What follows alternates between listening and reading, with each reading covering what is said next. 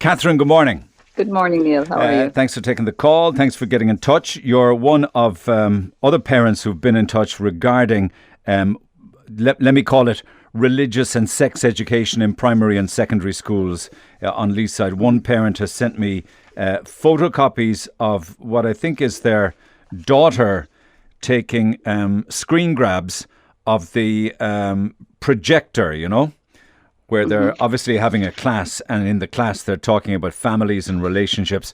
And the daughter has taken a photograph of the screen in the classroom, and it says, "Children have a natural right to a mother and a father, and this is the best environment for them where possible. It is therefore deserving of special recognition." There's another screenshot of the screen in the classroom. "Married love is a unique form of love between a man and a woman. To seek to redefine the nature of marriage would be to undermine the fundamental building blocks of our society."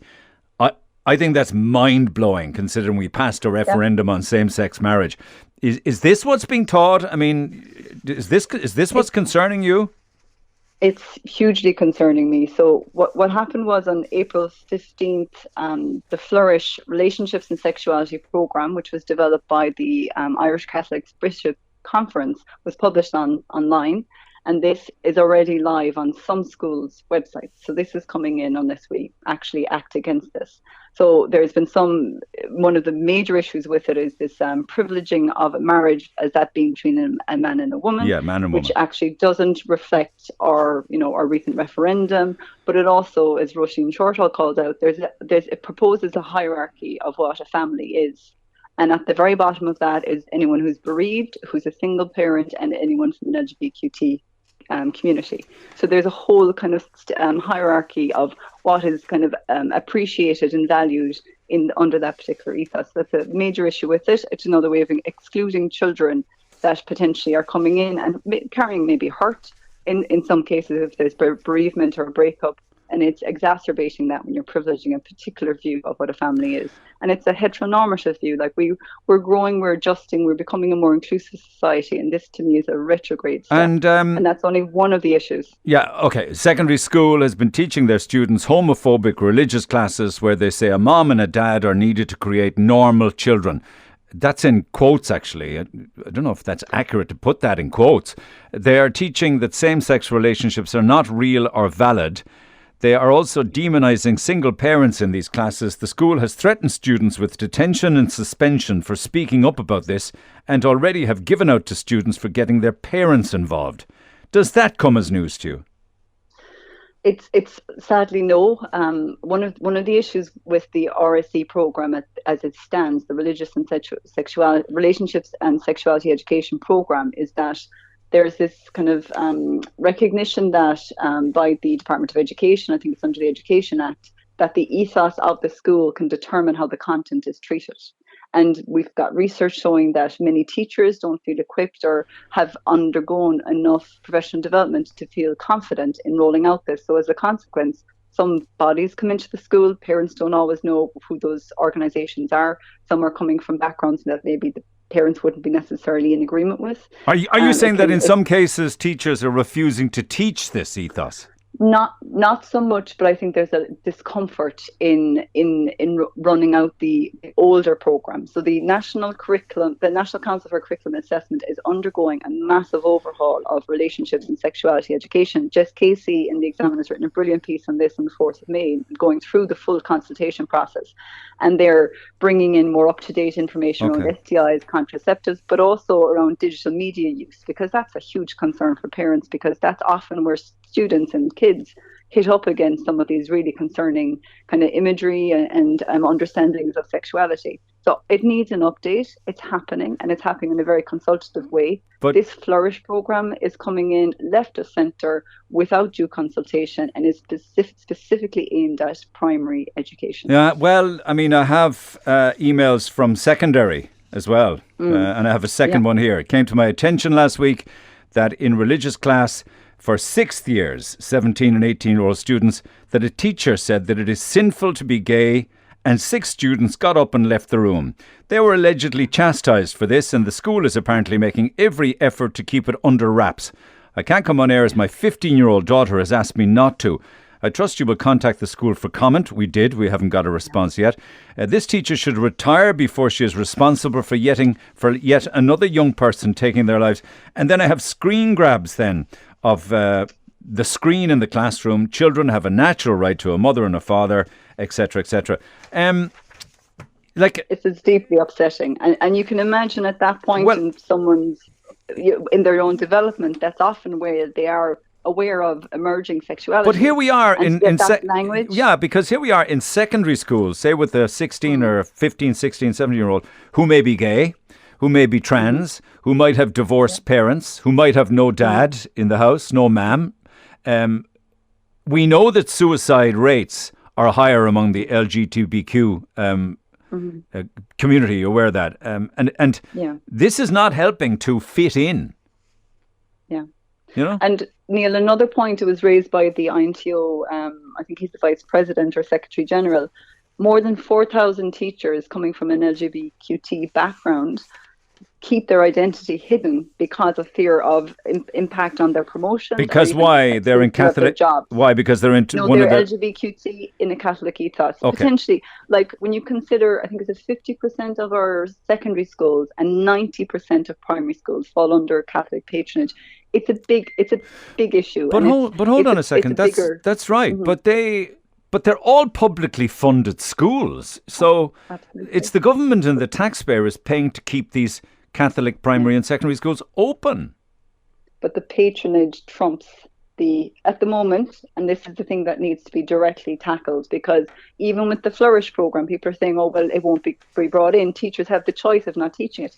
You do not have a choice. If the patron of a school determines that something should be taught there, their position would trump any individual teacher. But here's my point. It is being taught right now. It is being taught, as in the RC programme is being rolled out in secondary school. This new Flourish programme has just come off. It has just been launched on the 15th of April, I think is when we saw it first. Myself and another friend who's really concerned about it. And do you know of parents whose children sit out this lesson or anything? Should this be coming in as it stands, I think anyone that's coming from non-religious or minority religion would have huge problems with their children attending, because every single lesson plan is interweaving of Catholic faith. And it suggests that the values that are imbued in it are fine. They're universal values that are enshrined in our International Declaration of Human Rights. Absolutely support all of those, but it's the suggestion that puberty is a gift from God, that we're perfectly designed to procreate with him. There was language around that the woman's role as privileged to become a mother, that's your ultimate goal in life, is to become a mom, rather than ignoring all the people that maybe through choice or biology don't become mothers nor necessarily have that in mind. And then there's also language in there around the where life begins. It's a complete intertwining of Catholic ethos throughout primary school curriculum, which is essential. It's enshrined in our constitution that kids in primary school actually get this. Article 42.32 of the Constitution requires the state to educate our children around these topics, and yet we're bringing in this information that's factually inaccurate.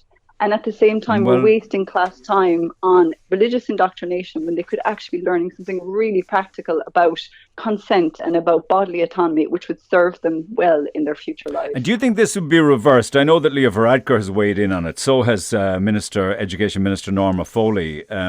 It's been so weak, Neil. Like, all they've said is that if we need to bring in legislation, we will. There is an objective education bill sitting in the Dáil since 2018. That's your legislation. Get that enacted. And this is already on schools' websites.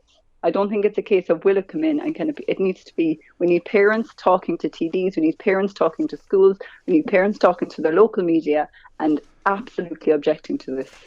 But again, do you think that there are children who are sitting out and doing alternative things when this class is on at the moment? There would be. And look, that is parents' choice. Like I know that happens more so in like there's the Busy Bodies program and the Stay Safe program, and some parents have the choice to keep their children out of those lessons. They're the ones that have been rolled out by the state. Because look, I suppose the reality is everything has some ethos that's embedded in it, whether it be a Catholic ethos or a more liberal ethos.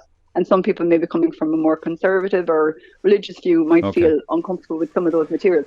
That is their choice. But to impose a Catholic ethos in this day and age that is out of step with our inclusive modern society and not giving factual information is just a derogation of duty. Okay, I'd love to get some other people's thoughts on the basis of our conversation. Perhaps they were aware, perhaps they were not. But before I let you go, I mean, like in traditional primary schools as we know them, are there still prayers, the Our Father, the Hail Mary, passages from the Bible, Adam and Eve? Is all of that still taught? It is. So there's about 30 minutes, I think, of religious instruction. My own daughter is in second class, and she sits out those things, and she's happy to kind of hear the stories, but she does never feel like she needs to engage. It can vary from school to school. And can I ask you? I don't mean to be overly personal, but she sits out on your request, is it?